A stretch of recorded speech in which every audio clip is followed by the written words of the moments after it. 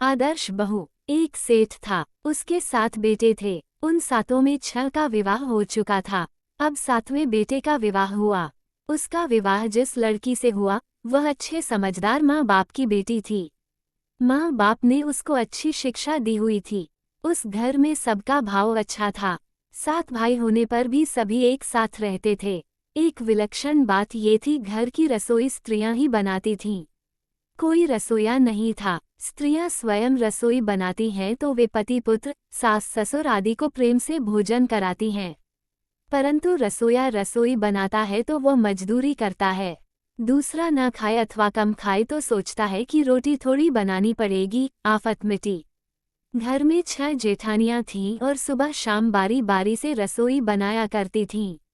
हर एक जेठानी की 3 दिन में बारी आया करती थी, परंतु उनमें खटपट रहती थी।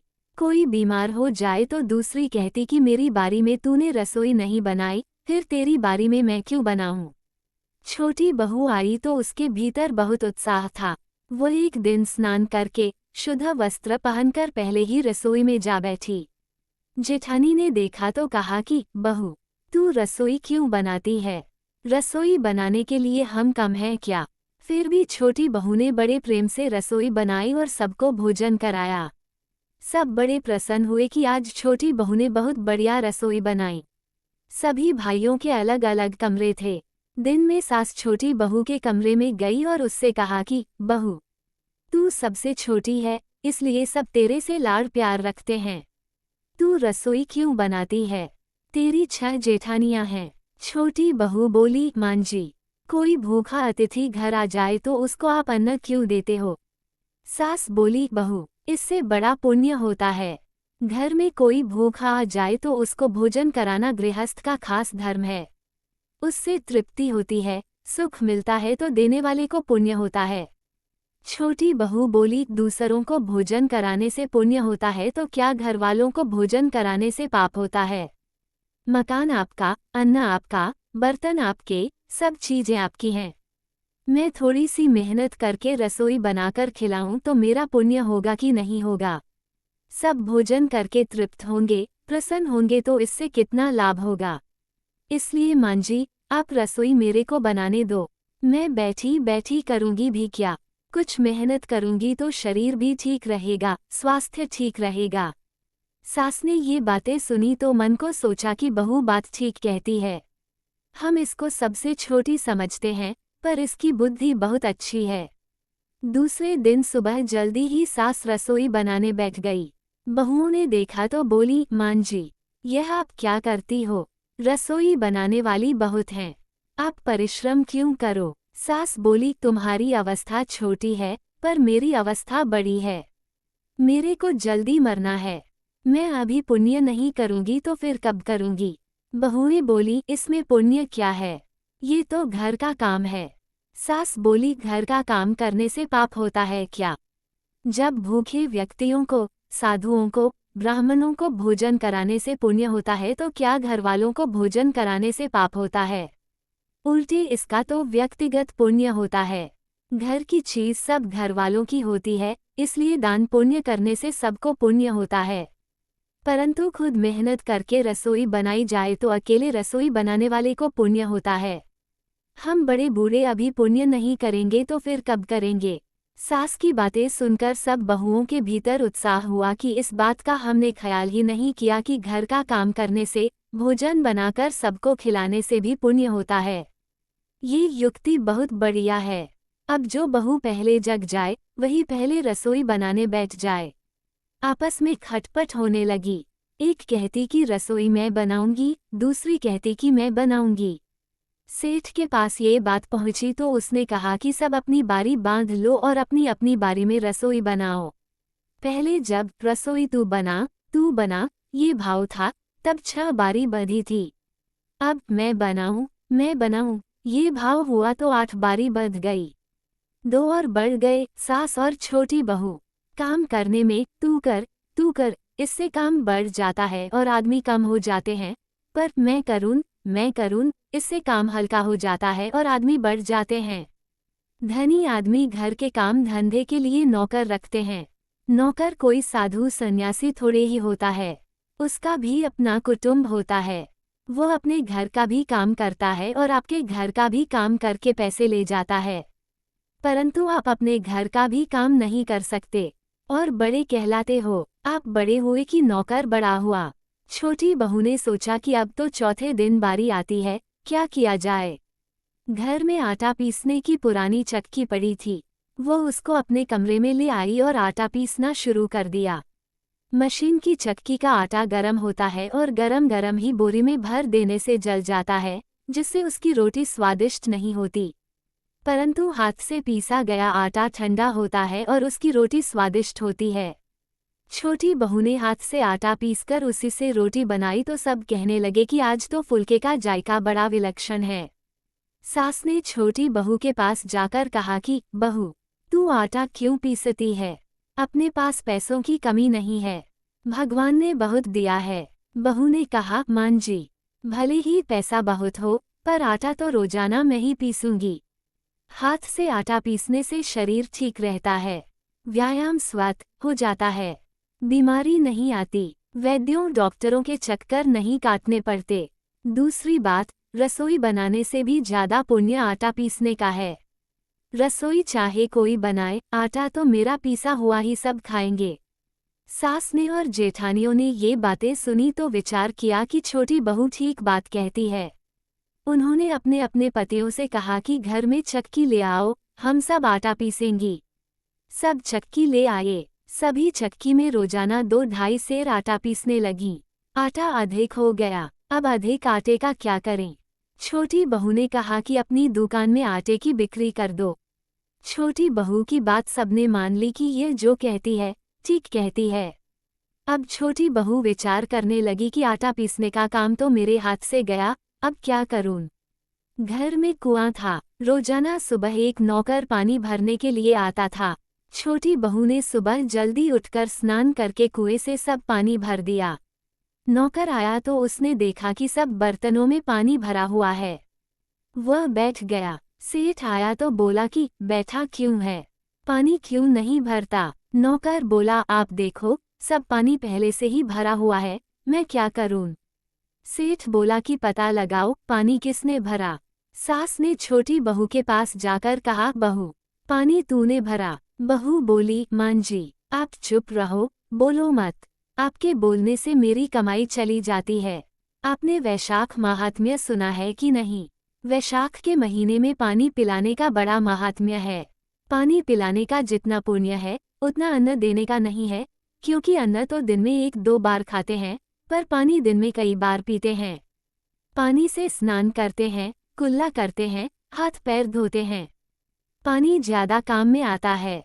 दूसरे दिन सास जल्दी उठकर कुएं पर चली गई और पानी खींचने लगी। दूसरी बहुओं ने देखा तो बोली, मां जी, यह आप क्या करती हो? लोगों में हमारा मुंह काला होगा कि घर में इतनी बहुएं बैठी हैं और सास पानी भरती है। सास बोली, बूढ़ों को तो जल्दी मरना है, इसलिए उनको पहले काम करके पुण्य कमाना चाहिए। तुम लोग तो पीछे भी कर लोगी।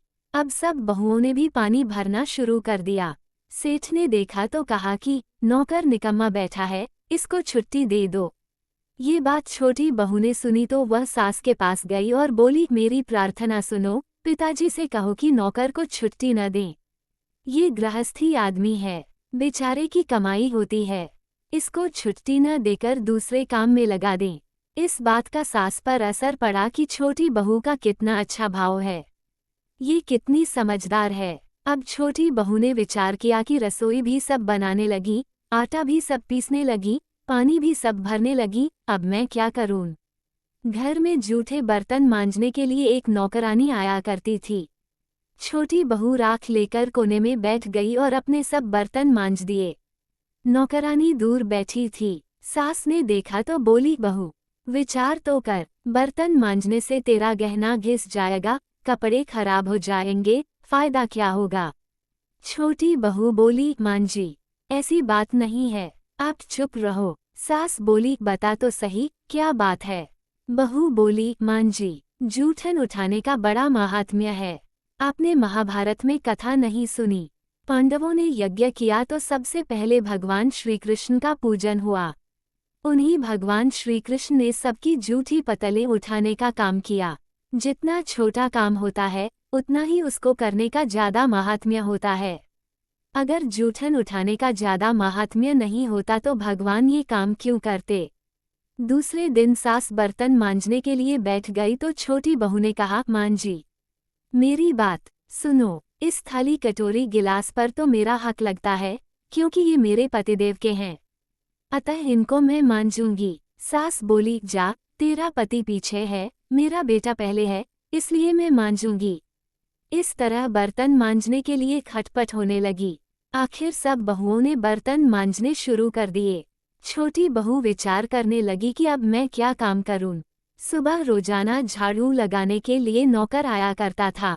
छोटी बहू ने सुबह जल्दी उठकर सब जगह झाड़ू लगा दिया। नौकर ने आकर देखा कि सब जगह झाड़ू लगा हुआ है तो वह बैठ गया। सास छोटी बहू के पास गई और बोली कि झाड़ू तूने लगाया है क्या। छोटी बहू बोली, मां जी आप चुप रहो, बोलो मत, आप बोलती हो तो मेरे हाथ से काम चला जाता है। सास ने कहा, झाड़ू देने का काम तो नौकर का है, तू झाड़ू क्यों देती है। छोटी बहू ने कहा, मां जी आपने रामायण नहीं सुनी क्या। वन में बड़े बड़े ऋषि मुनि रहते थे, पर भगवान उनकी कुटिया में न जाकर पहले शबरी की कुटिया में गए। कारण क्या था। शबरी रोजाना रात में झाड़ू देती थी, पंपासर का रास्ता साफ करती थी, जिससे ऋषि मुनियों के पैर में कंकड़ न चुभें। इसलिए इस सेवा का बड़ा महात्म्य है। सास ने देखा कि यह छोटी बहू सबको लूट लेगी, ये सबका पुण्य अकेले ले लेती है। अब सास ने और सब बहुओं ने झाड़ू लगाना शुरू कर दिया। जिस घर में सबका आपस में प्रेम होता है वहाँ लक्ष्मी बढ़ती है। जिस घर में कलह होता है वहाँ निर्धनता आ जाती है। जहाँ सुमति तय संपत्ति नाना, जहाँ कुमति तय विपत्ति निदाना। मानस सुंदर 040। सेठ की दुकान में अधिक धन पैदा होने लगा। सेठ ने सोचा कि स्त्रियों के पास भी अधिक धन आना चाहिए। उसने घर की सब स्त्रियों के लिए गहने बनवा दिए। गहना स्त्रियों का धन होता है, जिसमें पति का भी हक नहीं लगता।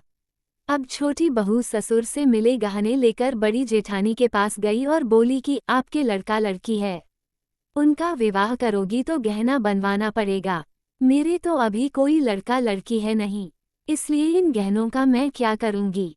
मेरे माता पिता ने मेरे को खूब गहने दिए हैं, वे सब मेरे पास तिजोरी में पड़े हैं। सास ने देखा तो छोटी बहू के पास जाकर बोली, बहू ये तुम क्या करती हो, तेरे ससुर ने सबको गहने दिए हैं।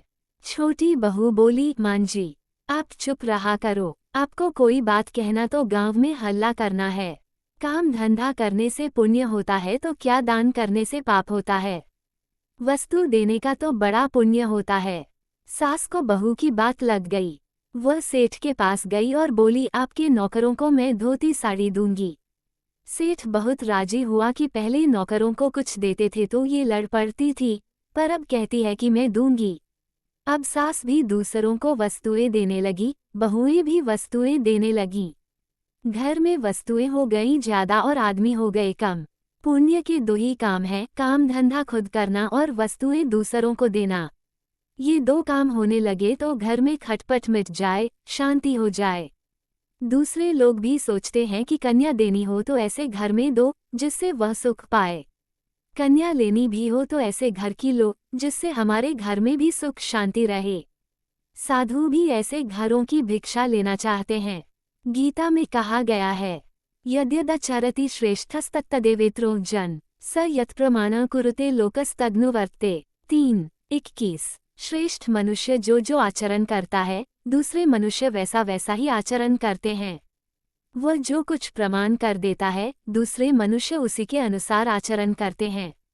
इस श्लोक में श्रेष्ठ मनुष्य के आचरण के लिए तो 5 पद आए हैं, यत, यत, तत, तत, तथा, एव। पर प्रमाण वचन के लिए केवल 2 पद आए हैं, यत और तत। इससे ये तात्पर्य निकलता है कि समाज पर मनुष्य के आचरणों का असर 5 गुना पड़ता है और वचनों का असर 2 गुना पड़ता है। छोटी बहू ने आचरण किया, केवल व्याख्यान नहीं दिया, इसलिए उसका असर पूरे घर पर पड़ा, जिससे पूरे घर का सुधार हो गया। इतना ही नहीं, पड़ोसियों पर भी उसका अच्छा असर पड़ा, जिससे उनके घर भी सुधर गए। एक घर का सुधार होने से अनेक घरों का सुधार हो गया।